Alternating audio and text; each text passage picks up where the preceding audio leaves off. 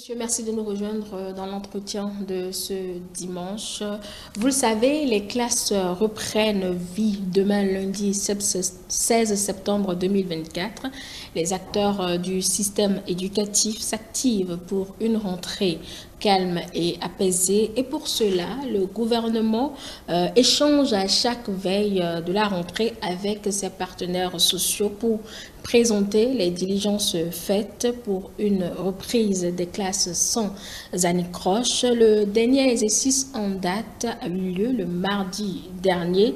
Le gouvernement a rassuré les uns et les autres du nécessaire qui a été fait donc pour la rentrée des classes. Les représentants des travailleurs, eux, en bons syndicalistes, en demandent toujours plus. Mais qu'est-ce qui a été concrètement cédé? Les travailleurs ont-ils eu le minimum exigible pour la reprise des classes? Les parents d'élèves, eux, peuvent-ils, un peu comme depuis quelques années maintenant, ne s'inquiéter que des fournitures scolaires et éventuellement de la scolarité? Voilà les questions au cœur de l'entretien de ce dimanche avec pour invité M. Kodjo Relin, enseignant et également secrétaire général de la COSI Bénin. Bonjour à vous, M. Relin. Bonjour, Madame Angèle. Vous allez bien? Je vais super bien. Merci d'être avec nous, bien évidemment, pour l'entretien de ce dimanche. C'est un plaisir. Alors, c'est, je vais dire, une nouvelle aventure pour vous à la tête de la COSI Bénin. On vous connaît très peu. Peut-être vous allez prendre quelques minutes pour nous parler un peu plus de vous. Monsieur Relin, c'est qui, en dehors de la casquette de secrétaire général de la COSI Bénin, que vous écoutez depuis très peu? Merci, Madame Angèle. Et d'entrée, je salue les téléspectateurs de E-Télé, qui sont nombreux à nous suivre. Je suis Renlin Kodjo. C'est Renlin. Renlin Kodjo. Ok. Naturaliste. J'ai étudié les sciences naturelles sur le campus. Et particulièrement, j'ai fait mes études en hydrobiologie et aquaculture à la faculté des sciences et techniques. Je suis donc professeur des sciences de la vie et de la terre, en service depuis un peu plus de 15 ans, et dans donc, les collèges et lycées publics du Bénin. Et syndicaliste, je le suis également. Bon, on vous a vu très peu dans la COSI. Anciennement responsable d'étudiants, président d'union d'entité de la faculté des sciences et techniques, après avoir été secrétaire général. Et puis, depuis 2008, secrétaire général du syndicat national des enseignants, c'est personnel administratif du secondaire. Et depuis 7 ans, j'ai été membre du bureau exécutif de la COSI Bénin, dirigé par le camarade Noël Chadaré. Et dans ce bureau, j'occupais le poste de secrétaire chargé de suivi de carrière, du dialogue et des négociations. Donc, au thème de quoi il a bien plu aux responsables à divers niveaux de la COSI Bénin de me faire confiance et de me porter donc à la tête de la Confédération pour la conduire pour les 5 prochaines années.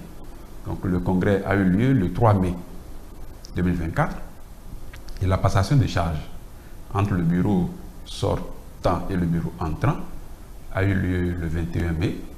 Et donc depuis cette date, j'essaie de conduire cette confédération pour la porter plus haut qu'elle ne l'était au moment où je la prenais en main le 21 mai.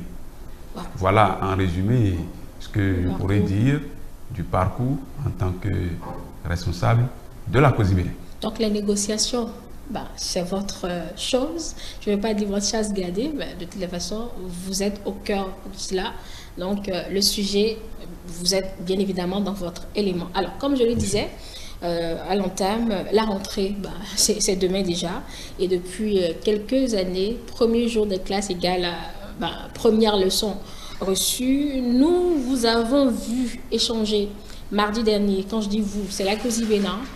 c'est la CSA Bénin, c'est la CSTB, c'est également le patronat et bien d'autres personnes. Nous avons vu donc échanger avec le gouvernement des différents comptes rendus faits. On comprend que le nécessaire a été donc fait, excusez la répétition, pour la réussite de cette nouvelle année scolaire et académique. Mais nous vous donnons la parole à vous, représentants des travailleurs. Vous avez forcément parlé de la rentrée au cours de cette négociation. Alors, que vous êtes-vous dit concrètement le mardi dernier? Merci Madame Angèle. Et je crois que le mardi dernier, nous avons abordé tout ce qui entre dans le cadre de la préparation de la rentrée scolaire. La rentrée scolaire est une bonne réussite de l'année scolaire et universitaire qui s'annonce. Il y a deux aspects, au moins deux aspects qu'il faut distinguer. Il y a les revendications concernant les travailleurs et puis il y a la préparation administrative de la rentrée. Et du point de vue de la préparation administrative de la rentrée, et c'est surtout sur ça que le gouvernement s'est basé pour dire tout ce que nous avons entendu sur les médias. Il y a les mutations, les nominations, donc ce qui concerne le mouvement du personnel. Et à ce niveau, nous pouvons déjà dire que ça n'a pas tourné comme cela se doit. Puisque de commun accord, on a convenu dans le pays, il faut que le mouvement du personnel soit rendu public au moins un mois, au moins 30 jours avant la rentrée, pour que chaque enseignant ou chaque travailleur puisse savoir quel est son nouveau poste, est-ce qu'il va prendre des dispositions pour se déplacer sa famille, inscrire ses enfants dans de nouvelles écoles. Tout cela devait avoir lieu au moins 30 jours avant la rentrée. Ça, c'est ce que les tests ont prévu. C'est ce que les tests ont prescrit. Avouons-le, depuis un certain nombre d'années, il y a eu des efforts pour que tout cela puisse se réaliser à bonne date. Mais pour cette année, franchement, ça ne s'est pas bien passé parce que les mouvements du personnel, on les a connus jusque, je crois, la semaine dernière. Donc un problème d'agenda, mais ça a été fait. Ça a été fait. Mais ce qui pose un problème, parce qu'un enseignant qui, jusqu'à alors peut-être il y a 15 ans ou 10 ans ou 5 ans, est en service dans le littoral, à Cotonou ici, à moins de 2 semaines de la rentrée, se rend compte, un beau matin, qu'il doit effectuer la prochaine rentrée à Bokoumbe, dans le département de la Takora. Même s'il sait qu'on peut le muter à tout moment, mais ça crée un peu de difficultés en matière de gestion de sa famille d'abord. Il y a des primes pour ça, non? Des primes de rentrée, il y a ces genres de facilitation ou de facilité qui existent, je pense bien. Je reviens à ça. Et donc, ça le met un peu en difficulté parce qu'il faut se déplacer ses propres enfants, son épouse ou bien son époux, pour les femmes, tout ça là, ça met un peu en difficulté l'enseignant. Et c'est d'ailleurs pour ça qu'il a été prévu. Il faut publier ça au moins 30 jours et l'intéressé aura le temps de se mettre en condition pour effectuer une bonne rentrée et commencer les cours effectivement le premier jour de la rentrée. Et ce qui n'a pas été le cas cette fois-ci. Donc nous l'avons reproché à la délégation gouvernementale que ce n'est pas de nature à garantir la reprise effective des cours dès le premier jour de la rentrée. Vous abordez la question des primes de rentrée. Et là aussi, c'est un autre problème parce que la prime de rentrée a été instituée sous le régime du président Kérékou par le ministre Léonard Djidjaro-Padonou. Et juste parce qu'il y a un constat que à la veille de la rentrée, il y a beaucoup d'enseignants à l'époque qui éprouvaient d'énormes difficultés pour acquérir les ouvrages, tout ce qu'il faut pour leurs propres enfants, pour que les enfants aillent à l'école. Et le ministre a dit, mais le bonhomme qui n'arrive pas à acheter des documents à ses propres enfants, est-ce qu'il aura vraiment le cœur à l'œuvre pour bien donner, bien former les enfants de nous autres qui avons les moyens d'acheter les livres à nos enfants? Il vaut mieux trouver une formule pour que lui-même, il parvienne à acheter tout ce qui est fourniture à ses propres enfants. Ce qui a fait instituer cette prime de rentrée sous le régime du général Kérékou, du retour après son élection en 1996. Donc cette prime de rentrée, honnêtement, toujours permis aux enseignants de régler ces petits détails-là à la veille des rentrées. Oui, en fait, la question était plutôt de savoir si la prime existe pour faciliter aussi le déplacement. Comme vous avez dit, c'est sorti un peu plus tard. Justement, j'en viens. Cette prime qui autrefois permettait aux enseignants de se mettre en condition pour effectuer une bonne rentrée, le gouvernement vient de décider, il y a un an, que les payer en bloc, le pèse trop, donc il décide, dans un programme global de mensualisation des primes dans l'administration publique, dans tous les ministères, décide de saucissonner ces primes-là et de payer le 12e par mois à chaque enseignant. Ou du coup, déjà, ils se sont retrouvés avec des petits sous sur leur salaire mensuel. Et ceux qui n'attendent pas, ceux qui se dépensent quotidiennement. Mais ils savent que les sous sont pour la prime. Et oui, le gouvernement aurait pu aussi garder ça et nous donner ça à la veille de la rentrée. Mais il vous a averti qu'il paie de telle façon. Donc c'est à l'enseignant de dire, mais, attention, ce plus, c'est ma prime que je dois considérer. Voilà. C'est vrai que c'est pas facile, mais... Donc, arrivé à la veille de la rentrée, c'est pour la première fois, hein, sinon l'année dernière, ça a été payé en bloc et on a dit, bon, à partir de maintenant, ça va être mensualisé. Et donc les gens beaucoup commencent par se gratter la tête pour dire comment on va faire maintenant pour payer les fournitures, payer la première tranche à nos enfants. Ça c'est votre problème, excusez de le dire comme ça, ça c'est le problème de l'enseignant. Ensuite, Madame Angèle, il faut se dire, il y a un décret datant de la période révolutionnaire qui organise la prise en charge du déplacement des agents de l'État mutés d'un point A à un point B. Et ce décret, qui n'est pas actualisé jusqu'à ce jour, paie les frais de déplacement en tenant compte du tarif de l'OCBN, qui n'existe même plus.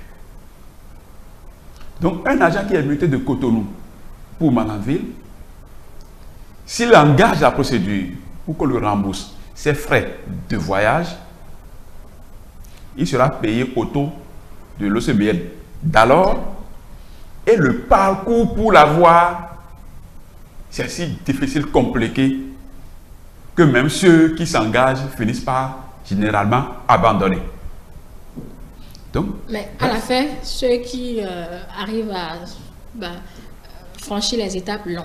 Ceux qui arrivent à franchir les étapes l'ont, mais ce qu'il faut investir pour franchir les étapes dépasse maintenant ce qu'on vous rembourse comme frais. D'accord. Et donc, pour faire clair, les enseignants mutés, à 2 semaines de la rentrée, qui peut-être ont déjà utilisé leur salaire du mois d'août pour préparer certainement la rentrée à leurs enfants, se retrouveront à coup sûr en difficulté pour se déplacer de leur lieu de travail de l'année dernière à leur nouveau lieu de travail. Ce qui, nous pensons, aurait pu être fait beaucoup plus tôt et permettre à ces enseignants de se déplacer plus aisément et aller prendre service à leur nouveau poste. Ceci, donc, tout ça fait partie, ce que je dis là, c'est la préparation administrative de la rentrée. Donc déjà, de ce point de vue, on peut être tenté de dire que le gouvernement, il y a eu des problèmes. Le gouvernement n'a pas bien préparé la rentrée à ce niveau. Ensuite, la mise en place ou la distribution des ouvrages scolaires. Puisque ça fait aussi partie de la préparation de la rentrée. Ça a été fait pour les classes, surtout au niveau de la maternelle du primaire. Ça a été fait pour les classes qui doivent être pourvues en ouvrage scolaire. Donc il y a les manuels, les cahiers d'activité et autres, les manuels que les enseignants aussi doivent utiliser dans ces classes. Ça a été fait selon le compte rendu que le ministère des enseignements maternels et primaires a eu à nous faire. Donc nous attendons la rentrée pour que nos mandants, qui sont donc les enseignants dans les classes, puissent nous faire le retour qu'effectivement ils ont reçu tous ces documents. Tout ce qui doit être fait du point de vue par rapport à la cantine scolaire, selon les dires du gouvernement, c'est en voie d'être réglé. Et donc tout cela est en train d'être fait. Donc le minimum exigible au plan administratif, vous l'avez? Non, je peux dire que le minimum au plan administratif est fait. Et même si Ce n'est pas... Mais c'est fait. Oui, les points de désaccord sont que lecture. Non, ce n'est pas que lecture, c'est ce qui est prescrit par les tests. Bien le test dit qu'il faut le faire dans tel délai, mais ça n'a pas été fait dans le délai. Donc, on reconnaît tout ce que ça n'a pas été fait dans le délai et le chemin continue. Maintenant, du point de vue des travailleurs, du point de vue des revendications des travailleurs, il y a des revendications qui existaient depuis des années. Je crois en décembre 2022, par exemple, en ce qui concerne les aspirants au métier d'enseignant, le gouvernement, à la sortie d'un conseil des ministres, a dit, au nombre des décisions prises, de procéder au reversement des aspirants au métier d'enseignant, comptant 3 ans d'exercice effectif dans les établissements scolaires. Et il était même projeté, je crois, en juillet-août 2023, ça devait être déjà effectif. Nous continuons d'attendre. Et pourtant, c'est une revendication des travailleurs que le gouvernement a accepté de satisfaire dans un délai que lui-même a défini. Mais on se rend compte que bientôt 2 ans, les lignes n'ont véritablement pas bougé. Il est vrai, à la dernière session de négociation, le président de la commission, le ministre d'État, Abdoulaye Biotchane, disait qu'en fait que les calculs, les simulations continuent d'être faits au niveau du ministère des Finances pour s'assurer que en exécutant cette mesure, et si ça ne va pas créer de problème aux autres agents de l'État et à toute la nation sur d'autres points de vue. Bon, je me suis dit, ça pose un problème. Lequel? Il y a 2 ans, ça pose problème de la parole donnée de l'autorité. Non, mais donc vous doutez d'un gouvernement, ce sont nos frères, hein, les AME, d'un gouvernement qui est passé de 9 mois à 11, de 11 à 12 aujourd'hui, avec toutes les facilitations qu'ils ont. Leurs enfants ont l'école gratuite, les femmes bénéficient bien évidemment des congés de maternité. Un gouvernement qui a pu honorer cette partie, vous doutez de lui qu'il puisse vous accorder une promesse sur le reversement? Ce n'est pas une question... Vous parlez de simulations qui sont en cours. Mais nous, il vous tarde peut-être, mais... Nous n'avons pas compris qu'on puisse nous dire, avec les cadres que nous connaissons, que depuis bientôt 2 ans, que c'est une des simulations qui sont en cours. Bon. A-t-on besoin vraiment de tout ce temps-là pour faire les calculs, faire les simulations, pour voir ce que ça va donner? Mais ça fait 2 ans. Ça fait une masse salariale, monsieur Pelin. Nous sommes totalement d'accord. Du coup, donnez-leur le temps pour ne pas se retrouver face à une promesse qui ne pourrait plus tenir à la longue. Et c'est là, c'est vous qui allez monter au créneau pour dire qu'on nous a promis, on a donné, on ne continue plus. Pourquoi leur mettre de la pression? Non, justement à ce niveau, comprenons que il s'agit des enseignants, des pères et mères de famille qui vont dans les classes pour forger la personnalité même du citoyen de demain. Lorsque nous les laissons aller en classe dans un état d'esprit qui n'est pas totalement disposé à donner le meilleur de lui-même, où il a l'impression d'être malmené. Mais pourquoi il ne serait pas dans un bon état d'esprit s'il a son salaire normalement? Là, vous posez un problème de gestion de carrière. Est-ce qu'il a un salaire? L'AME n'a plus de salaire. Non, même le gouvernement appelle ça prime ou indemnité. Il n'appelle pas ça salaire. Si ce n'est pas la bonne expression, de toutes les façons, ils ont une indemnisation à la fin de... Ils ont quelque chose à la fin du mois. Ils ont un traitement à la fin du mois. Que le gouvernement n'appelle pas salaire.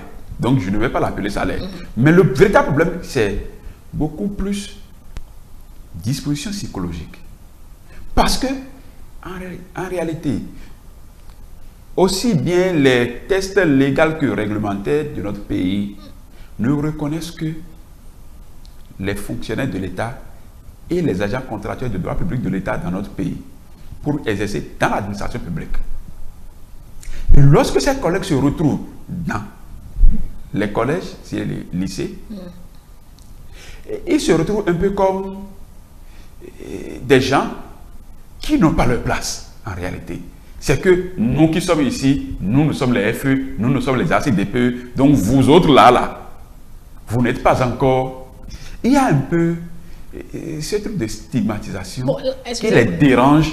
L'enseignant qui va en classe donner des cours, est-ce qu'il fait attention à ses échos? Bien sûr. Ah oui. Bien sûr. Lorsque on dit, il y a à noter les professeurs, et on dit par exemple à un d'entre eux, qui est peut-être représentant des professeurs, parce que bon, il y a aussi ça, nous on se comprend, nous, hein. On se comprend, nous. Parmi les représentants des professeurs, il y en a souvent qui sont AME. On dit non, non, toi tu ne peux pas intervenir parce que toi là, tu n'es même pas noté, la notation ne te regarde pas. Peut-être celui qui le dit ne le dit pas forcément pour blesser, mais celui qui est en situation, à qui on a promis qu'il va rejoindre cette bonne catégorie, qui elle aussi a ses problèmes. Mais il reçoit ça comme un choc, comme une humiliation. Depuis des années, je suis dans cette affaire, mais je ne suis jamais considéré.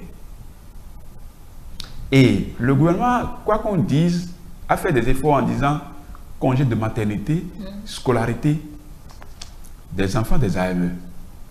Parce que ça a été aussi des problèmes que nous gérons tout le temps. Donc, en clair, vous avez eu, si on doit quantifier, vous avez eu au moins 90% des revendications au sujet des AME. Pas du tout. Très loin de là. Ah, on en est loin. On en est loin. Il y a une seule revendication qui satisfait, balaye tout ce que le gouvernement a fait.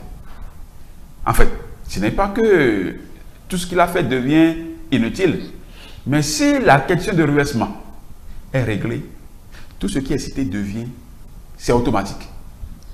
On n'avait pas besoin de dire, non, dès qu'on dit, on boucle avec, on finit avec la question de reversement, c'est que ils ont toutes ces facilités-là. Ça va de soi, en fait. Voilà. Donc, on n'avait pas besoin de prendre de petites mesures ici et là pour dire, bon, on est en train d'aider les AME. Non. On a prévu, on a promis. Le Conseil des ministres a délibéré par rapport à ça. On peut commencer.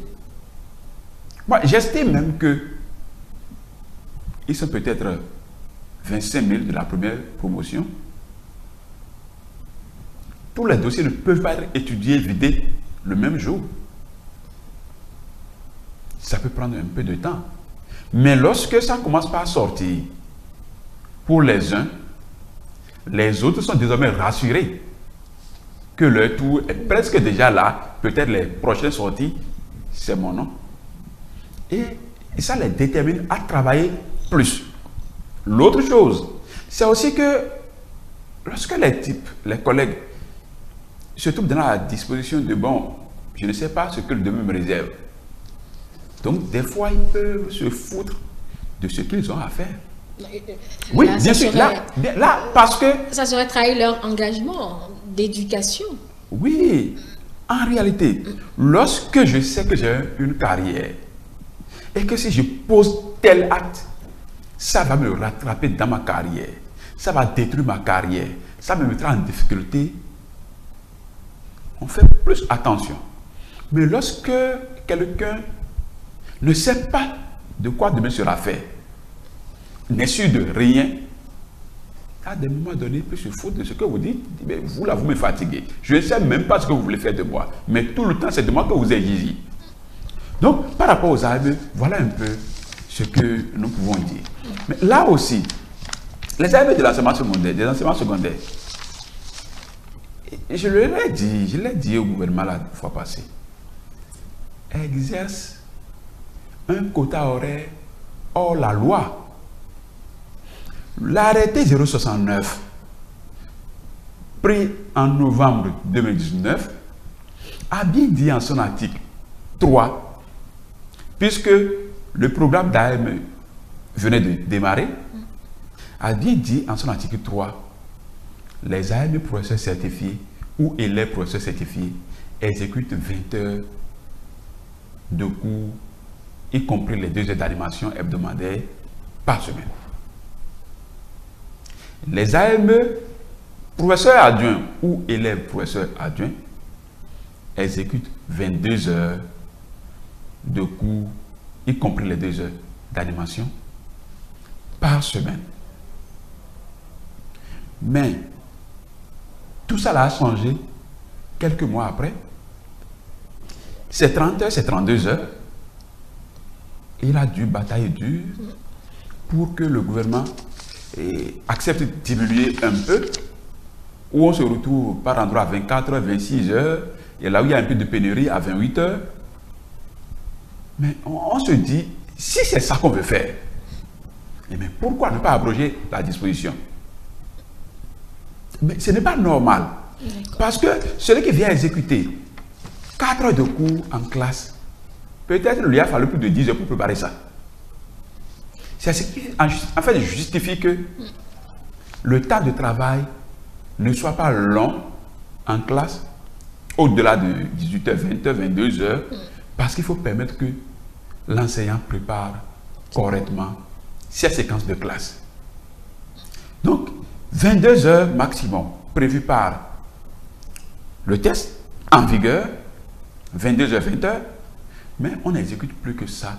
Et lorsque quelqu'un va au boulot et c'est qu'on me force à faire un travail au-delà de ce que je devais faire, on ne peut pas s'attendre qu'il fasse le travail avec joie. Il a l'impression d'être exploité, qu'on abuse de lui, de ta situation de vulnérabilité. Et quoi qu'on dise, ça va déteindre négativement sur la formation que nos enfants reçoivent dans les classes. On va revenir justement à la qualité de la formation que les enfants reçoivent. Voilà. Mais est-ce que ce n'est pas un peu en réponse à cette préoccupation du quota horaire que le gouvernement a redéployé une autre cohorte d'AME pour cette rentrée-là? Nous le souhaitons vivement, mais nous n'avons pas l'impression que c'est en réponse à ça. Bon. Et nous souhaitons vraiment que... Ça, c'est l'expression de bon syndicalisme. Non, nous souhaitons... Vous n'avez souvent pas l'impression, vous n'avez souvent pas... comment on dit? Vous voyez toujours le verre à moitié vide. Non, puisque nous ne l'avons pas dit. S'il avait dit, on va dire, ils nous ont dit que c'est en réponse à ça qu'ils sont en train de déployer du... Est-ce qu'ils ont besoin de le dire si vous-même vous constatez dans les faits que c'est une réalité? Est-ce qu'on a besoin de... Nous l'appelons de tous nos voeux. Que vraiment, que la charge horaire soit réglementaire et qu'on cesse de gérer l'administration bon, selon l'humeur du premier responsable. Je ne veux pas parler du chef de l'État, hein, du premier responsable de l'administration, qu'un directeur départemental dit, bon écoutez, directeur, chef d'établissement, tous tes amis n'ont pas au moins 26 heures, il faut le faire, alors que le test en la matière dit, c'est 22 pour le professeur adjoint et 20 pour le professeur certifié. Donc nous espérons vraiment que ce soit le cas, nous attendons cette surprise agréable de la part du gouvernement. Alors, donc... Et ce n'est pas fini. Lorsque on quitte le chapitre des AME, il y a d'autres catégories d'enseignants qui se plaignent et qui ont raison de se plaindre. Les enseignants, agents contractuels de droit public, recrutés en 2014 par concours et en 2016. Ils ont signé 2 fois de contrat à durée déterminée. Or, les intéressés sont recrutés pour exercer un emploi permanent. Il n'y a pas que les enseignants. Il y a aussi le personnel administratif des ministères de l'Éducation recrutés dans la même période, à qui on a fait signer des contrats à durée déterminée. Or, au regard du décret 2015-373 du 24 juin 2015, portant régime juridique d'emploi des contractuels de l'État, en ces articles 3 et 4, lorsque quelqu'un est recruté pour exercer un emploi temporaire ou pour un ouvrage ponctuel par l'État, on lui fait un contrat à durée déterminée. Mais lorsque quelqu'un est recruté pour exercer un emploi permanent, sans être fonctionnaire de l'État, ce qu'on appelait agent permanent de l'État, c'est qu'on lui fait un contrat à durée indéterminée. Mais on se rend compte ici que les collègues sont recrutés pour exercer un emploi permanent qui sont commencés par exercer depuis il y a 10 ans pour certains, 8 ans pour d'autres.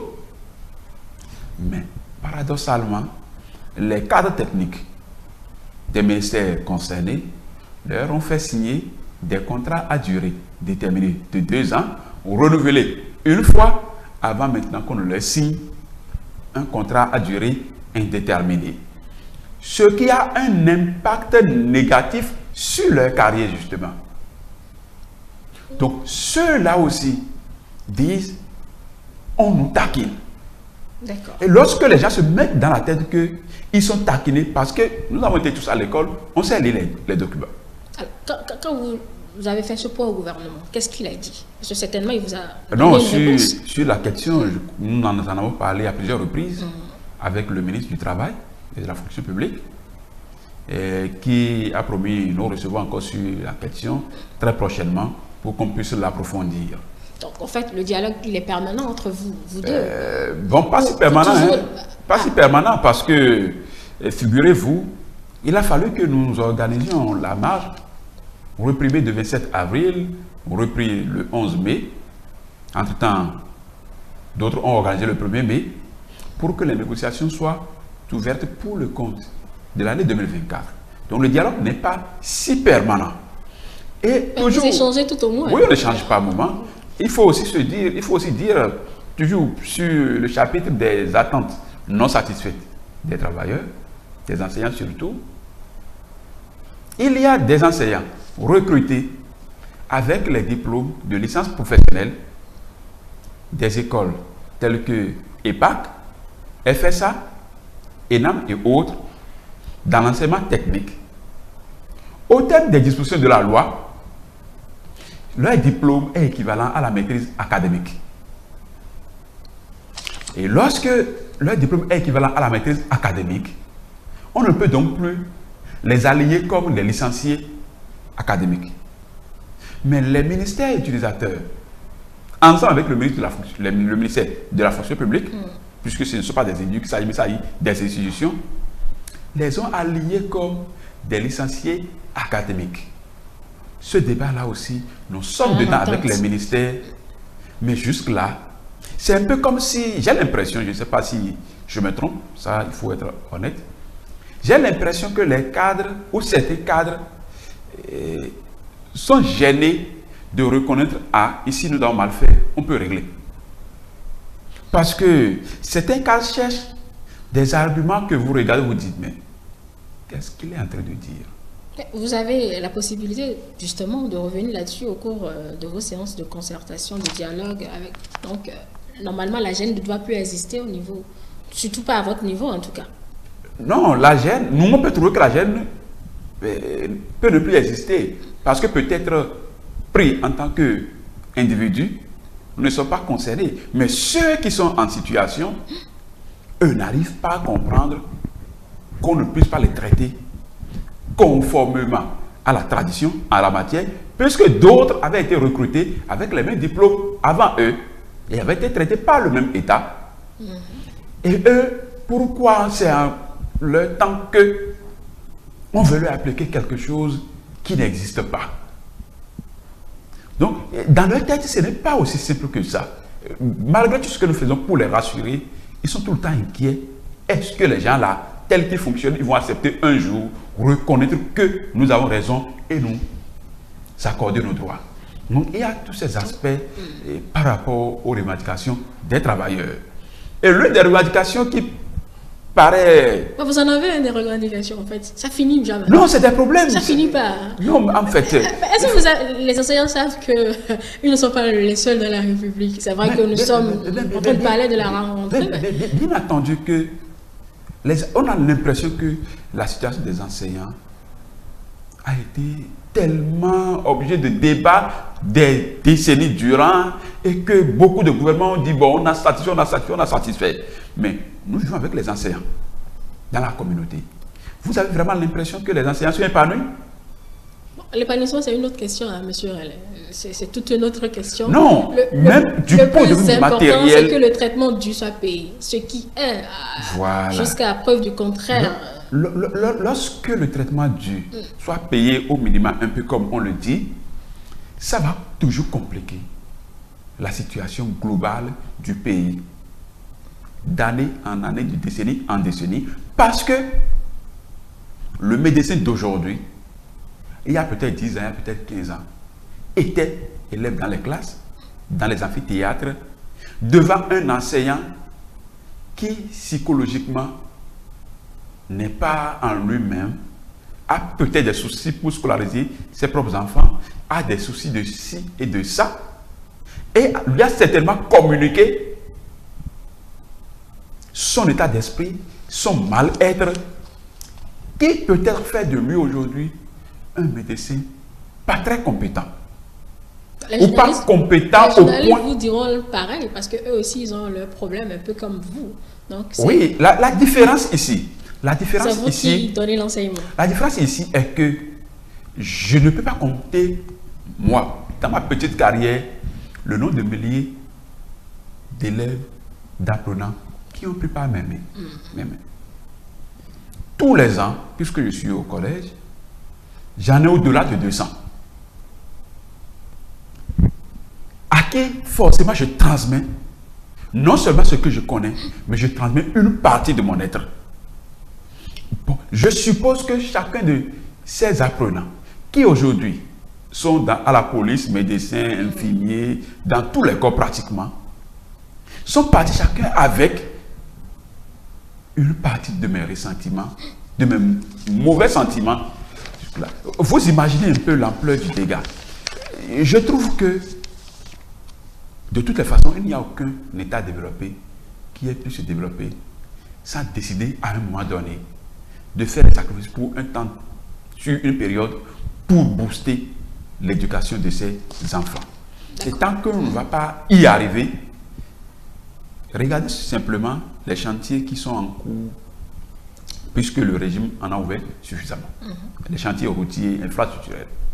Mais il y a beaucoup d'entreprises étrangères, il y a beaucoup d'ouvriers spécialisés, expatriés, qui travaillent. Mais est-ce à dire que il n'y a pas de jeunes dans notre pays, braves allés, pouvant faire ces travaux? Vous ne pouvez pas dire ça. En réalité, la formation n'a pas été à la hauteur de ce qu'il faut pour que la majorité de ces activités techniques pointues soient exécutées en grand nombre par nos frères et sœurs qui ont fait même ces filières. Donc, il s'agit... Les quelques heures que le gouvernement trouve, il les prend certainement. Oui, oui. En fait, il y a des nôtres, il y a nos enfants sur ces chantiers. Mais la majorité, ce ne sont pas eux. Donc, il y a un problème de fond. Et tant que nous n'allons pas accepter le sacrifice, c'est toute la nation. Accepter à un moment donné. Je ne veux pas dire qu'il faut seulement satisfaire les enseignants du point de vue financier et du point de vue des finances et du matériel. Mais l'école, il faut qu'à un moment donné, elle puisse devenir la priorité. Comme l'a dit notre Constitution, l'éducation est la première priorité de l'État. Il faut qu'à un moment donné, on puisse s'asseoir pour dire, bon, d'accord, au moins pour les 10 prochaines années, on fait de l'école la première priorité, on y met tout ce qu'il faut. Puisque déjà sur 10 ans, on peut déjà apprécier. Nous allons revenir sur l'état des lieux que vous faites sur lesquels. Sortons déjà du débat sur vos revendications, les diligences faites par le gouvernement. Alors, au vu de tout ce que vous avez énuméré, je vous ai donné le temps pour faire le point de ce qui vous a été donné, le point également de ce qui est en instance. Est-ce qu'on peut dire que vous démarrez normalement la rentrée demain et que les parents d'élèves n'ont aucun souci à se faire? Vous reprenez les cours normalement et vous donnez l'instruction aux enfants? Non, je pense qu'il n'y a en réalité pas de doute en cela. La rentrée sera effectuée le 16, demain.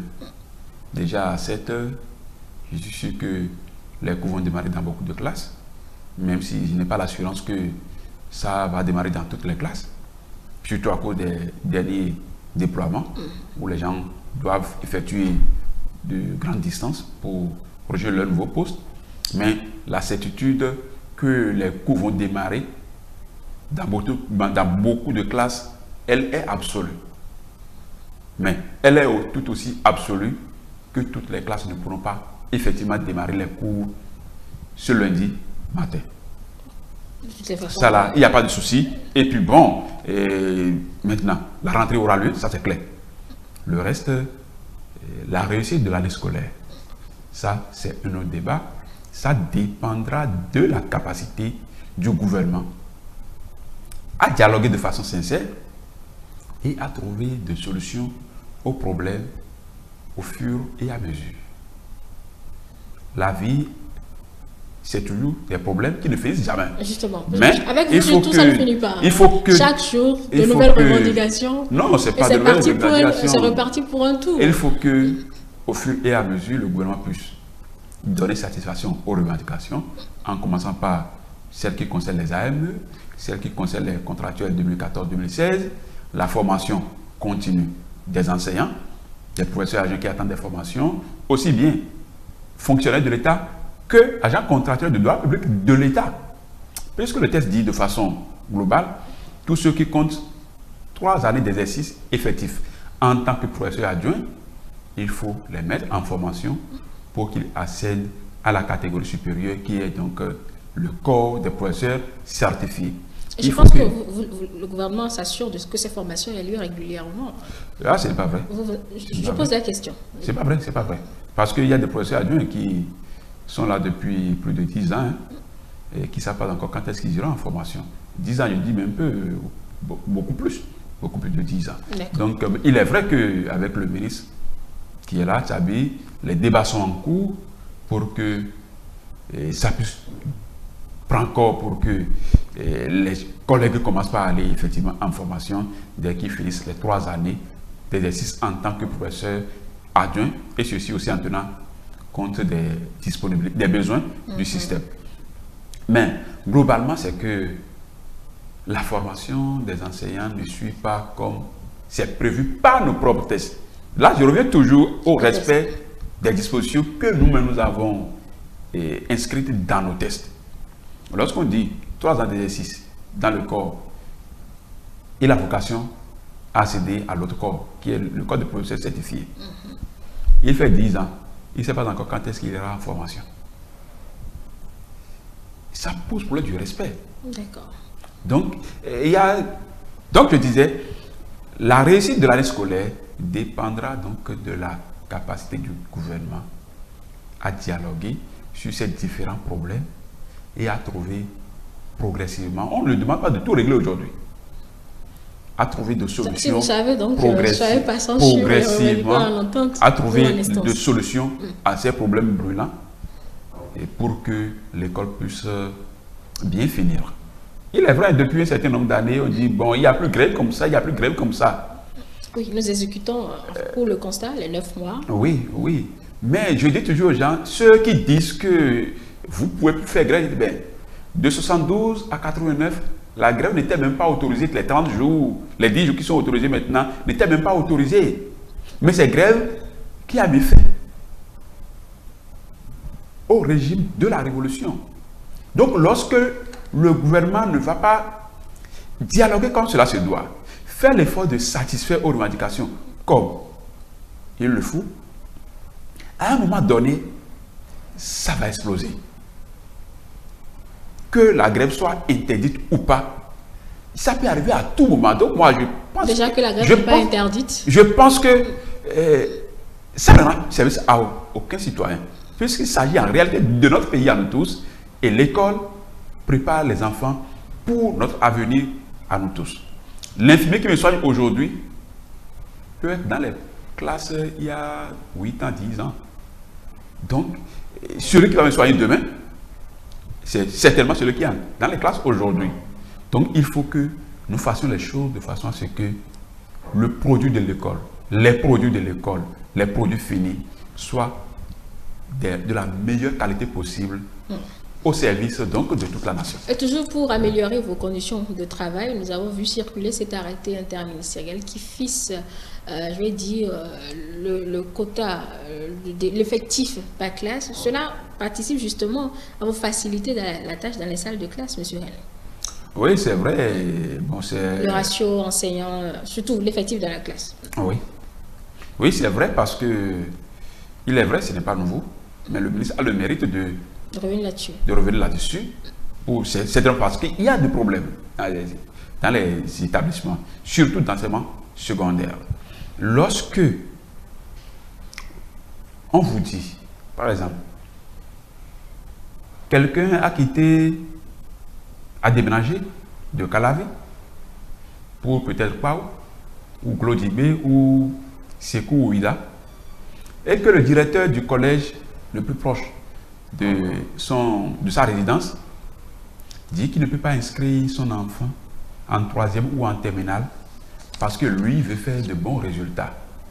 Et lui ne peut faire ses classes dans son établissement public que des élèves ayant fait l'année précédente chez lui et qu'il connaît.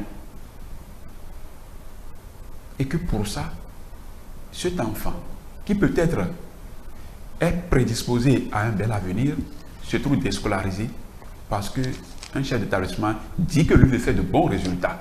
Il veut être apprécié comme ayant donné le meilleur résultat, le meilleur taux de réussite au BPC et au bac.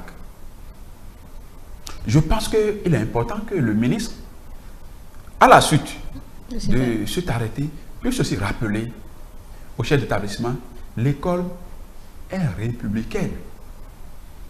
On ne peut pas dire à un enfant qui a fait un transfert régulier d'un établissement A pour venir dans un établissement B qu'on ne peut pas le recevoir parce que il n'a pas fait l'année précédente là et que puisqu'il veut aller au BPC ou au bac, il ne peut pas s'inscrire. C'est un phénomène qui se généralise dans le pays, où les chefs d'établissement se livrent une concurrence entre eux, où on veut être le meilleur du département, le meilleur de la commune, et donc on décide de faire un peu comme les privés qui ont tout le temps dit qu'ils sont meilleurs au public. Alors qu'en réalité, pour accéder à ces privés, qui donnent souvent les 100%, les enfants composent, et on dit, vous n'êtes pas bon, nous on ne peut pas vous prendre. Donc c'est déjà les enfants qui sont déjà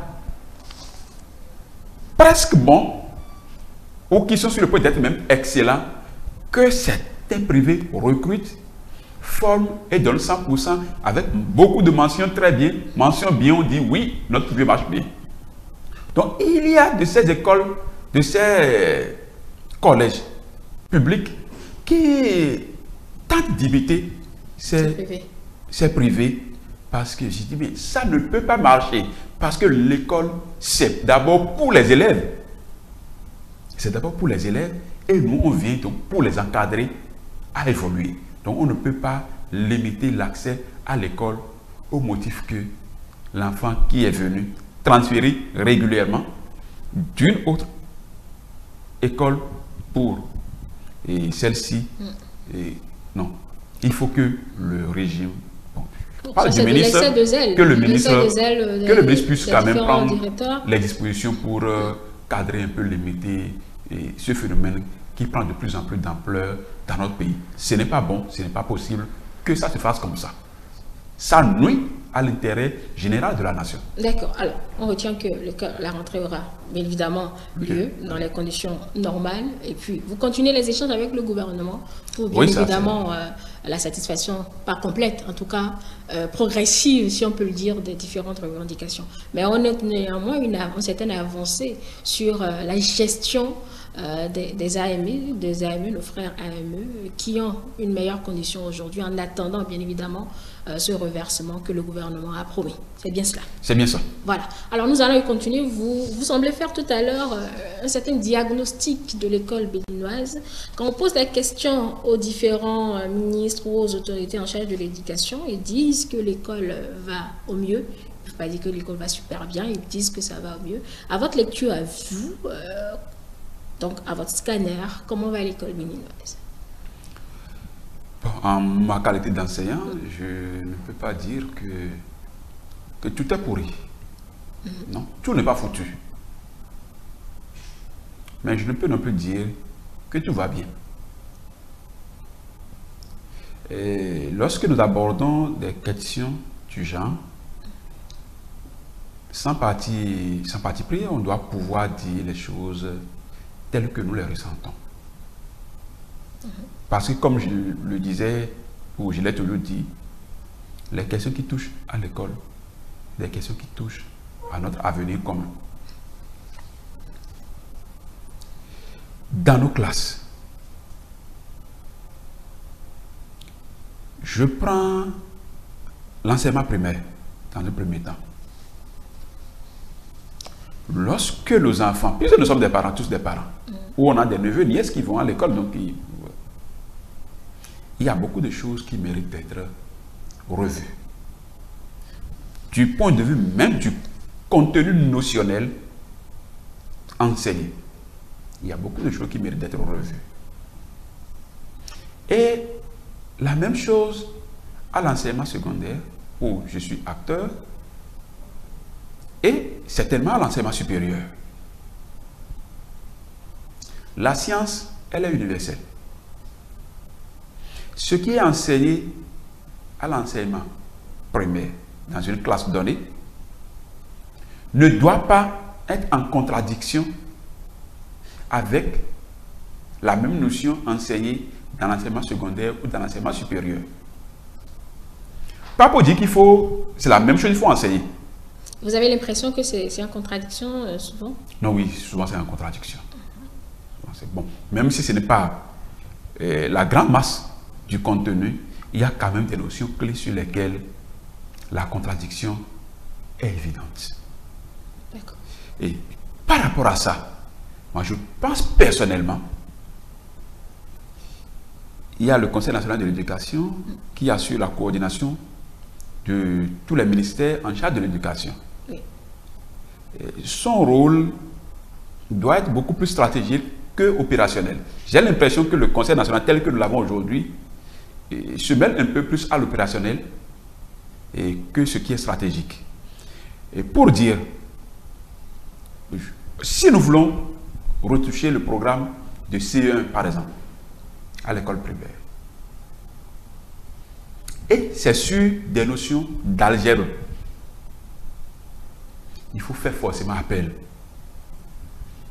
aux gens du secondaire qui enseignent les mêmes notions, puisque algèbre ça fait mathématiques. Faire appel aux universitaires qui sont dans les mêmes spécialités. Et là, on peut s'assurer que ça là qu'on va dire au primaire, dans la classe de CE1, lorsque l'enfant va se retrouver peut-être au collège, en classe de 3e, le professeur de mathématiques ne va pas lui dire que c'est faux ce qu'on t'avait dit là-bas. Mais ça arrive souvent que sur certaines notions, ce ne soit pas la même chose. La même chose, on veut faire ESP, peut-être au CM1, il faut associer des gens qui enseignent cette spécialité à l'enseignement secondaire et à l'enseignement supérieur. Il faut les ajouter à ceux de l'enseignement maternel et primaire pour qu'ensemble ils puissent s'assurer que le contenu là n'est pas en contradiction avec ce que nous faisons de l'autre côté. Tel que ça fonctionnait, c'est chacun dans son registre, Oui, chacun dans son ordre. Chacun fonctionne dans son registre. Parce que je vais vous donner un exemple. Vous prenez le truc là, l'enseignement primaire, on vous dira qu'il y a 5 catégories d'animaux. Il y a oiseaux, comment on appelle, oiseaux, mammifères, poissons, et reptiles, et puis les invertébrés. Ce qui n'est pas juste. Ce qui n'est pas juste. Mais ça se dit, et puis bon, c'est ça qui se répète partout. Est-ce que c'est réellement une contradiction? Est-ce que ce n'est pas plutôt une évolution de l'enseignement donné selon le niveau justement de cet enseignement-là? Non, c'est un peu comme les ensembles mathématiques dans une certaine classe, on dit que c'est impossible dans un certain ensemble, mais dans une autre classe, on dit que cet ensemble peut exister. Il y a un autre ensemble désormais. Donc, mais ce n'est pas une dynamique. Non, quand je vais vous dire, par exemple, cet exemple que j'ai pris à tout hasard. Oui, c'est qui nous permet d'ailleurs de mettre du doigt sur ce que vous dites. Par exemple, lorsqu'on dit, il y a les oiseaux, les mammifères, les reptiles, les poissons. Et les invertébrés, c'est ça, non? Oui, les invertébrés. Invertébrés n'a pas sa place là. Ce qui convient de se retrouver là, c'est les amphibiens et les batraciens qui doivent se retrouver là. Ça va les 5 catégories qu'on retrouve chez les vertébrés. Donc, c'est tellement que les gens ont perdu de vue qu'il y a cette catégorie intermédiaire et puis on dû prendre les invertébrés qu'ils ont mis là, ce qui n'a pas sa place. Je me suis dit, mais si on avait pris le temps de réunir toutes les composantes de l'éducation, maternelle, primaire, secondaire, supérieure, pas tout le monde, mais on vient par exemple parler de ça là, on invite des professeurs de biologie animale de l'université qui vont dire non, ce n'est pas comme ça, c'est plutôt comme ça qu'il faut faire. Et un professeur du secondaire est là aussi pour appuyer et on est sûr que, mais lorsque c'est compartimenté, où chacun s'enferme dans son compartiment et évolue, ou évolue avec les gens qui sont disposés à l'accompagner comme il veut, ça ne marche pas et ça ne marchera pas à la longue. La même chose se retrouve dans l'enseignement technique, où nous avons des diplômés sortis de l'enseignement technique, mais très petits. Lorsqu'on les met à l'œuvre, très petits. Ce qui montre du coup qu'il y a quelque chose qui n'a pas marché dans la formation qu'il a reçue. Nous sommes enseignants, nous sommes syndicalistes, c'est vrai, mais nous avons des enfants dans les écoles comme tout le monde et nous pensons qu'il y a des choses qui méritent d'être améliorées, même si je suis d'accord qu'il y a eu des efforts qui sont faits depuis qu'on a commencé à parler de nouveaux programmes, je crois au début des années 2000. Ce n'est pas ce qui s'enseignait qui continue de s'enseigner. Il y a eu des efforts d'amélioration qui ont été faits, mais je trouve que ce n'est pas encore suffisant. On doit faire plus. D'accord. Alors, vous abordez tout à l'heure la qualité de l'enseignement qui est donné. Ça, est-ce que c'est la faute au gouvernement, monsieur René? La qualité de l'enseignement, est-ce la faute au gouvernement ou la faute à l'enseignant? Moi, je pose la question comme un néophyte dans votre domaine. Je vous réponds. C'est la faute au gouvernement. Le programme d'enseignement... Quand un directeur d'école ne puisse pas faire sujet verbe complément correctement, ça, c'est la faute du gouvernement. Le programme d'enseignement est du domaine légal. Le programme est prescrit. L'enseignant est appelé à dérouler ce que le programme lui a prescrit. Il n'a pas le droit de dire ce que lui pense. Dans ça, j'ai appris que le Conseil national de l'éducation est en train de revoir un certain nombre de programmes. Ça, c'est du domaine du pouvoir public, de définir le programme. Je ne travaille aucun secret en disant que il y a un an, je ne sais pas si ce travail est terminé, il y a certains Européens qui ont été conviés à la rédaction des curricula pour l'enseignement technique, où ils travaillaient dans une salle de lycée technique pour les valets. J'étais allé là pour d'autres choses, je les ai vus, ils font quoi? On dit, bon, c'est les curricula de l'enseignement technique qui sont en train d'être travaillés. Les réalités de chez eux, quoi qu'on dise, sont différentes de celles d'ici, sur beaucoup de plans. Même si nous admettons l'universalité de la science. Vous êtes sûr que ceux-là vont nous faire un programme qui est adapté à nos réalités, où on pourra vraiment les exécuter avec succès? Je doute. Et sur ça, là, je pense que le gouvernement doit pouvoir continuer par faire confiance à l'expertise locale, nationale. Ça ne se fait pas sans eux. En matière de rédaction des curricula. Est-ce que ça se fait sans eux, monsieur René? C'est pour vous dire, j'en sais quelque chose, c'est pourquoi je le dis. Moi, je vous pose la question, puisque oui, vous affirmez... Oui, puisque l'Institut INIFOR, Institut national de formation et de renforcement de capacité des formateurs, qui est habilité à le faire à l'enseignement secondaire et pour une part dans certains domaines de l'enseignement supérieur, à l'expertise, je présume, de le faire, mais il y a des expatriés qui ont été appelés encore pour faire le même travail. Donc, eux, ils sont supposés avoir l'expertise. Je trouve qu'il y a quelque chose qui n'a pas marché. Il faut leur faire confiance et leur demander, voilà ce que nous voulons. Produisez-nous le résultat. Au lieu qu'on fasse appel à l'expertise extérieure qui n'a forcément pas conscience de notre contexte, de nos réalités internes pour nous produire les meilleurs documents possibles. Aussi, et je dois dire, c'est le Bénin qui a fait l'option de l'approche de la formation selon l'approche par compétence. Ce n'est pas un enseignant. Et même si ce n'est pas moi, il y a quand même des groupes d'enseignants qui ont contesté cette approche de formation. Mais puisque c'est le gouvernement qui a le dernier mot, le gouvernement a dit, bon, écoutez, j'ai fait l'option, je continue de trouver que c'est la meilleure option. Et puisque c'est moi qui ai le dernier mot, je continue dans cette option. Jusqu'à aujourd'hui, nous faisons toutes les formations selon l'approche par compétence, aussi bien maternelle primaire que secondaire générale. Et à l'université, nous parlons désormais du système LMD. Et moi, on était sous le régime du président Kérékou, quand j'étais président d'une autre entité à la fac. Et j'ai participé en cette qualité de président d'une autre entité de la faculté des sciences et techniques à des débats, à des ateliers sur système licence, master, doctorat. Ce n'était pas encore arrivé chez nous, c'était en cours.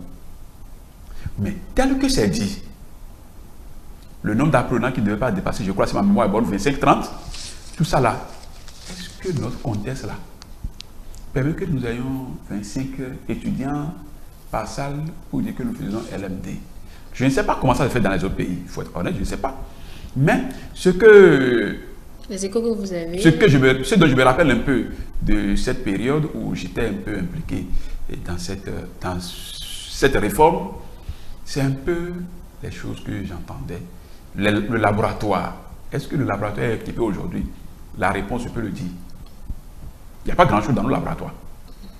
Alors que pour faire cet enseignement, il est dit que les laboratoires sont équipés et l'étudiant passe beaucoup plus de temps au labo que dans les amphis, ainsi de suite, ainsi de suite, ainsi de suite. Bref, le gouvernement a quand même décidé de faire LMD sans que les conditions prescrites pour la réussite du système LMD ne soient remplies chez nous. Je pense que c'est beaucoup plus de la responsabilité gouvernementale que de la responsabilité de l'enseignant que nous sommes, que je suis. Et je peux vous dire, moi, il m'est arrivé, sur certaines notions en classe que je dois enseigner, le programme se limite à quelque chose et dit, mais non, si on arrive jusque-là, on ne dit pas ceci, l'élève ne peut pas comprendre pourquoi on lui a dit ça. Moi, je peux compléter ça. Je vois que le temps me le permet. Je ne viole aucune disposition. Je suis dans les limites définies. Ce n'est qu'un complément que je décide de faire pour que l'élève puisse mieux apprécier ce que je suis en train de lui dire. Mais ça, c'est peut-être moi qui suis prêt à m'expliquer si on m'interpelle. Mais il y a beaucoup qui vont dire, ah, je ne veux pas problème. On a dit qu'il faut dire ceci. Moi, je vais dire et rentrer chez moi parce que quand les gens vont commencer maintenant pas à me chicaner, je n'ai personne pour me défendre. Donc, la qualité de ce qui se fait dépend essentiellement de la volonté politique. Vous laissez la broche ouverte pour également cet investissement de l'enseignant que vous êtes aussi, puisque oui, l'enseignant que vous êtes aussi également doit pouvoir donner le minimum afin que l'instruction qu'il donne soit assez bien reçue, puisque le procès qu'on nous fait aujourd'hui, c'est le niveau intellectuel des enfants, des produits que vous vous nous fournissez sur le marché. Vous avez dit qu'on n'a pas les compétences, vous en êtes pris peut-être au curricula de formation et tout. Mais est-ce que l'enseignant aussi donne son maximum dans son domaine de compétences? C'est aussi... Je ne peux pas jurer. Comme je l'ai dit, je peux dire, bon, sur la question, nous n'avons pas fait langue de bois, nous n'avons pas à prendre parti pour X ou Y. Mais je pense qu'il y a beaucoup d'enseignants qui donnent le meilleur d'eux-mêmes. Il y a beaucoup d'enseignants qui donnent le meilleur d'eux-mêmes. Mais il se fait. Les reproches qui se font, on dit, il n'est pas capable de tenir une discussion d'1 minute et sans faire une faute de grammaire ou de conjugaison. C'est vrai. Ou c'est peut-être vrai. Mais ne l'oublions pas. Dans les années 2000, au début des années 2000, quand cette affaire de nouveau programme a commencé, beaucoup d'enseignants dénonçaient l'écriture au son, la suppression de la dictée, un certain nombre de choses qu'on a pris le temps pour corriger. On n'a pas tout corrigé. On a corrigé une partie. Au moins la dictée, elle est là. Et on continue de corriger. On continue les mesures correctives pour améliorer. Mais nous avons oublié qu'il y a eu beaucoup d'années, des générations, beaucoup de promotions ont été formées avec cette manière de faire où il écrit au son et on lui s'est toléré. Et pour finir, on se plaint qu'il soit devenu aujourd'hui infirmier et qu'il fasse beaucoup de fautes quand il ne commence pas à parler. Qu'il soit policier, journaliste, qu'il fasse beaucoup de fautes, ou encore enseignant et il fasse trop de fautes. Comment un enseignant peut faire des fautes comme ça? C'est inacceptable. Mais en réalité, au lieu... Si l'enseignant fait autant de fautes, ben, au lieu de prendre celui-là comme un problème du système, il est plutôt une victime du système. Oui, il est victime parce que enfant, il ne savait pas, on l'a formé comme ça. Il devient adulte, maintenant vous l'accusez de n'avoir pas été bien formé. Il devait s'auto-former en ce moment-là. Je suis d'accord que maintenant, devenu adulte, enseignant, il doit pouvoir travailler à s'améliorer et je pense qu'ils le font. Moi, je peux vous dire, j'étais chez un collègue qui n'était pas très bon en littérature, bien que scientifique. J'ai vu un livre de grammaire sur ça, c'est quoi? C'est grammaire qui fait maintenant lui qui veut se renforcer. Certaines notions. Voilà. Donc, ce n'est pas aussi gâté que ça, mais il faut que le gouvernement puisse comprendre. Il y a des choses qui doivent se faire sans complaisance. Nos programmes méritent d'être relus. Maintenant, la relecture qui serait en cours, selon ce que j'ai eu dit, je me suis dit, est-ce qu'il faut aller à cette relecture en ce moment-là? Parce que la vision à l'AFIA Bénin 2025 est arrivée à expiration l'année prochaine.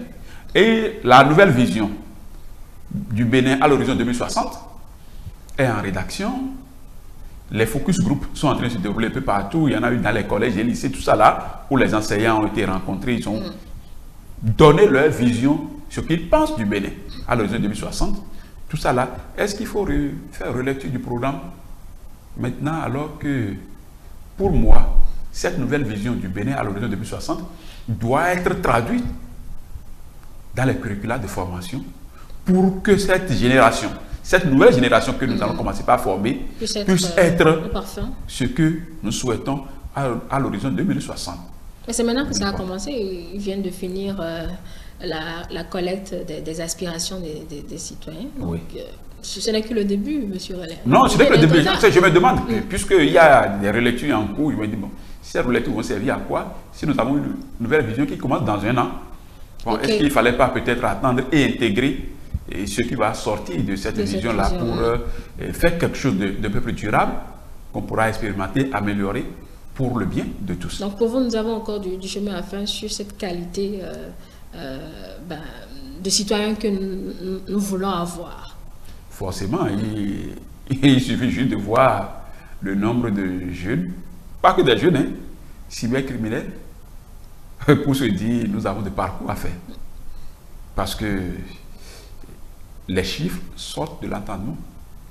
Ils sont tellement nombreux, ça pleut dans toutes les localités.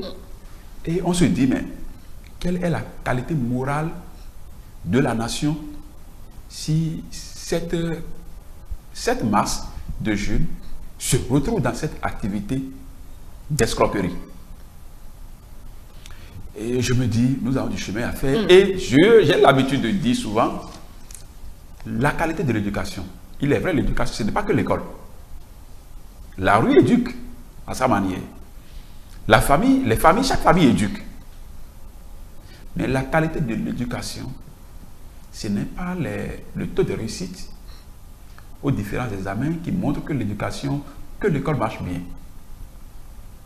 Mais si l'éducation marche très bien, c'est la qualité de citoyens que nous avons dans le pays. Lorsque nous avons de très bons syndicalistes, de bons politiciens, les policiers, les journalistes, si les différents compartiments de la société, si nous sommes fiers de chacun de ces compartiments, on peut dire oui, l'éducation est en marche dans notre pays. Mais tel que ça se passe là, où vous n'êtes pas sûr de laisser tomber un bic dans la rue et revenir, 5 minutes après retrouver, je doute que l'éducation, dans son ensemble, pas que l'école, et on puisse dire que ça marche très bien et qu'elle est de bonne qualité dans notre pays.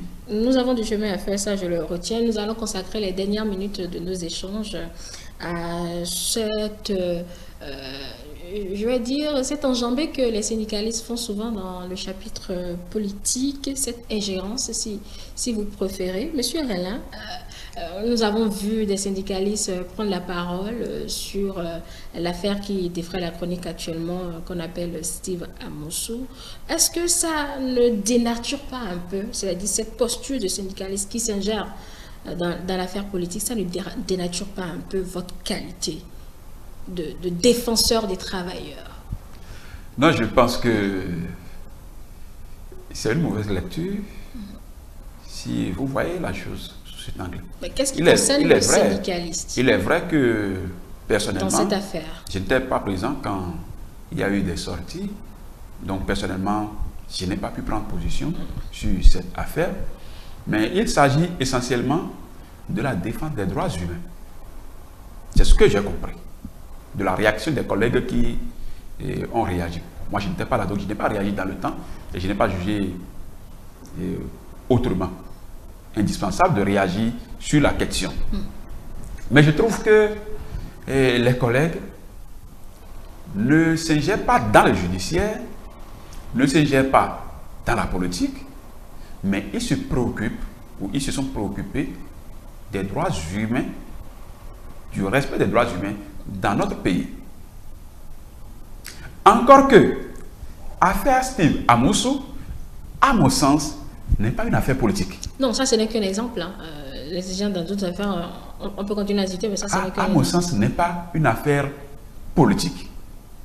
En fait, la question c'est qu'est-ce qui concerne le syndicaliste dans les affaires autres que celles des travailleurs bingo? Maintenant, oui, je viens, là, je suis en train de venir. Ceci dit, le syndicat, un syndicat qui a la position que j'ai, a l'obligation d'assurer 5 fonctions syndicales. La fonction revendicative, que j'ai passé la plupart de mon temps ici à exercer. Ceci ne marche pas, ceci ne marche pas, ceci ne marche pas. La fonction éducative, nous donnons des formations à nos militants. Même quand je parlais, il est arrivé un moment où j'ai dit non, je ne vais pas faire du syndicalisme, je vais dire les choses telles qu'elles se présentent. Il faut. Ça là, c'est une manière de former mes militants sur la conduite à avoir. La fonction représentative, qui me donne le droit de représenter les travailleurs dans un certain nombre d'instances données dans notre pays et aussi à l'international. C'est pourquoi nous n'avons pas été d'accord avec le régime lorsqu'il décide de supprimer les sièges des organisations syndicales au Conseil économique et social. C'est un abus. Parce que la fonction représentative du syndicat l'autorise à siéger là pour donner son avis sur les questions d'ordre social. Maintenant, il y a la fonction régulatrice du syndicat. Le syndicat exerce une fonction régulatrice de l'action publique. Et au nom de cette fonction, je suis fondé à dire, attention, Monsieur le Président de la République, cet acte que votre gouvernement vient de poser viole telle loi, aussi bien au plan national que les dispositions, les instruments internationaux en la matière. Et c'est ça en réalité que, dans notre pays, beaucoup ne comprennent pas, que le syndicat peut se lever et dire, Monsieur le Président de la République, ça là que vous avez fait, ce n'est pas comme ça que ça devait faire, parce que selon tel instrument international, vous devez le faire autrement, ou que vous avez l'obligation de le faire autrement. Mais c'est la fonction régulatrice du syndicat qui s'exerce. Parce que, en définitive, lorsque ça bascule au plan politique, le syndicat, finalement, aussi est emballé, n'est pas du reste. Et si je dois étayer davantage, ces derniers jours, il y a quelques jours, il y a des problèmes au Nigeria, les manifestations au Nigeria. Mais il y a la Confédération syndicale internationale, qui est mondiale, qui s'en est préoccupée. Et pourtant, le siège de cette confédération n'est pas au Nigeria. Son premier responsable n'est pas nigérian. Son premier responsable doit être européen. Mais il s'en est préoccupé. Et il a sorti des communiqués sur communiqués pour dire attention, ce qui se fait n'est pas bien. Donc nous devons comprendre que le syndicat en réalité, ce n'est pas un instrument de revendication seulement. Le syndicat va au-delà des revendications. Et donc, que le syndicat peut à tout moment dire ce que le gouvernement politique est en train de faire n'est pas bien, n'est pas juste. Comme il peut sortir pour dire ah, ça là non. Monsieur le Président, félicitations, vous avez très bien fait. Et je peux continuer sur le chapitre pour vous dire, si on prend en Afrique du Sud, COSATU, c'est la confédération syndicale la plus puissante de l'Afrique du Sud, mais qui est liée à l'ANC, officiellement liée à l'ANC. Comme dans beaucoup d'autres pays où les confédérations syndicales sont directement liées à des partis politiques reconnus. La cause n'est liée à aucun parti politique. Et personnellement, je n'ai qu'à demander d'aucun parti politique. Mais je ne trouve pas ça d'aussi bizarre que ça si je sais qu'au Brésil, le président Lula da Silva était il y a quelques années secrétaire général confédéral, occupait la position que j'occupe aujourd'hui. Et il est, quoi qu'on dise, il est l'un des présidents les plus aimés du Brésil. Mais quand vous faites... Donc, ce n'est pas aussi... Maintenant, le syndicat, je prends... Dans notre pays, il y a quand même au moins un groupe syndical qui est rattaché à un parti politique. Oui. C'est leur option.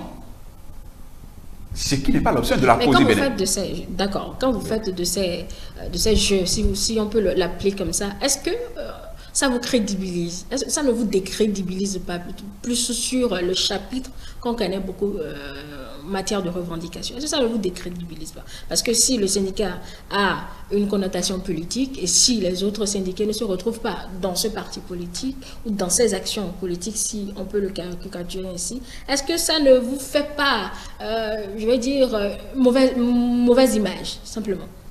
Non, mauvaise image parce que nous ne sommes pas habitués à cette réalité chez nous. Nous ne sommes pas du tout habitués à cette réalité que le syndicat puisse avoir des positions politiques. Laissez-moi vous dire, j'ai sur ma table des dossiers et si je me prononce là-dessus, on me dira que j'ai pris parti politique. Les déposants, par exemple, je crois que c'est Papme qui est supprimé, mais Padme qui doit être en liquidation, tout ça là. Mais il y a des groupes de déposants qui m'ont saisi pour dire « SG, venez nous aider. On a des problèmes. Nous avons déposé nos sous, nous ne sommes pas rentrés dans nos sous. » Ils ne sont pas militants. Donc, c'est pour vous dire, en prenant appui sur la fonction sociale du syndicat et sur la fonction régulatrice du syndicat, la cause IBN peut se prononcer sans se faire le moindre souci d'être en train de trahir ses idéaux. Parce que nous sommes toujours dans les 5 grandes fonctions du syndicat. C'est lorsque le syndicat va sortir peut-être pour dire « Je vous appelle à voter pour tel parti politique » en tant que syndicat, qu'on va dire « Ah, ce qu'il fait, c'est mauvais ». Ou appeler les gens ouvertement à dire « Je vous appelle à voter contre tel parti politique » alors que avant, ce syndicat n'avait pas été reconnu proche de tel ou tel parti politique. La cause IBN que je dirige n'est proche d'aucun parti politique. Personnellement, je n'ai qu'à de membre d'aucun parti politique. Je n'ai d'affinité pratiquement avec aucun parti politique du point de vue militant. J'ai des amis, j'ai des parents qui sont dans ceci ou dans cela. On se voit, on parle, je peux leur donner mon point de vue sur ce qui se fait. Mais si je dois rendre un point de vue public, c'est le point de vue de l'organisation que je rends public en tant que premier responsable. Parce que dans cette organisation, il y a des gens de toutes les tendances. Et je n'ai pas un mandat pour les ramener à X parti ou à Y parti politique. D'accord. Ils sont libres et nous traitons ensemble ce qui est syndical. D'accord. Voilà. Merci beaucoup, M. Kodjo Arlen. Nous sommes au terme de nos échanges. Je vais vous laisser quelques minutes pour conclure. Bon, c'est Madame Touboula, c'est moi qui vous remercie. Et vous nous avez donné l'occasion d'aborder un certain nombre de sujets, de préoccupations du peuple, pas que des travailleurs, pas que des enseignants, parce que l'école, c'est tout le peuple. La rentrée, les enseignants vont l'effectuer, les élèves, les écoliers vont l'effectuer, mais les parents aussi effectuent leur rentrée à leur manière. Bien sûr. Parce que, bon, il y a plein de parents qui, tous les matins, ils doivent se déplacer avec les enfants, et tout ça. Donc, les parents aussi effectuent. Donc, c'est toute la nation qui effectue d'une certaine manière la rentrée scolaire et universitaire. Donc, nous avons pu quand même donner le point de vue de notre organisation, la COSI Bénin, sur les différents problèmes. Et également, je pourrais donc appeler les acteurs, les premiers acteurs de l'école, qui sont les élèves et les enseignants, à avoir le cœur à l'œuvre, à donner le meilleur d'eux-mêmes, afin que d'ici quelques années, nous ayons des citoyens les meilleurs possibles pour continuer par diriger notre pays, gouverner et exercer différentes activités dans le pays pour le bonheur de nous tous. Merci M. Kodjo Arlen. Je rappelle que vous êtes enseignant également, secrétaire général de la COSI Bénin. Avec notre invité, mesdames et messieurs, nous avons fait le tour de cette dernière séance en date du dialogue entre le gouvernement et les responsables des travailleurs pour une reprise effective des classes. Vous avez entendu M. Alain expliquer ce que le gouvernement a concédé, ce qui reste à faire. Ce qui est sûr, la rentrée aura lieu demain.